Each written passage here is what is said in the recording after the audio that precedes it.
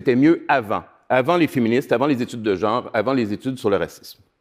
On vous brosse un portrait d'une université où des collègues discutaient de manière amicale et collégiale de grandes questions existentielles et recherchaient ensemble la vérité.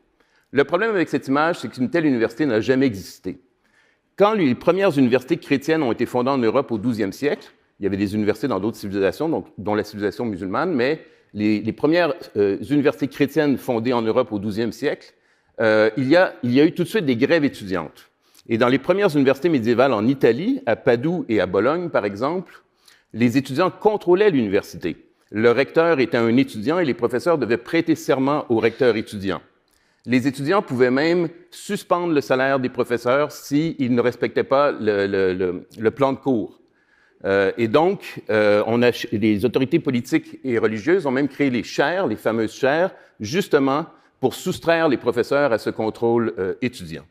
Si on fait un bond de géant au 19e et au 20e siècle, qu'est-ce qu'on retrouve dans les universités en Occident? On retrouve en fait des représentants des différentes idéologies. Il y a des anarchistes, comme un géographe célèbre, Élisée Reclus, il y a des socialistes, il y a des républicains, il y a des libéraux, il y a des monarchistes, il y a des catholiques papistes.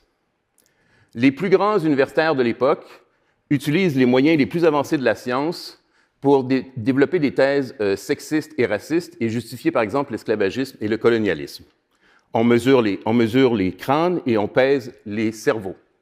Et devinez quoi? Quelle que soit la méthode qu'on utilise, on arrive toujours à la même réponse. C'est les hommes blancs qui sont la catégorie supérieure de l'humanité. C'est incroyable, c'est une chance incroyable. Vive la science! Au 19e siècle et au 20e siècle, il y a des fois, pas toujours, pas souvent, mais régulièrement quand même, des étudiants qui perturbent les amphithéâtres, qui perturbent l'enseignement pour des raisons politiques. C'est le cas de socialistes révolutionnaires, mais aussi de monarchistes et de catholiques papistes, si bien qu'à la Sorbonne, par exemple, des enseignements de professeurs socialistes sont perturbés, si chahutés, que même la police doit intervenir pour faire évacuer le campus. Vous comprenez donc que tout ça, ce n'est pas des nouveautés et que l'idée d'un campus calme et paisible, c'est une illusion. Je vous dis aussi, méfiez-vous quand vous entendez que sur les campus règne un totalitarisme qui rappelle l'époque de Staline ou qui rappelle la révolution culturelle de Mao.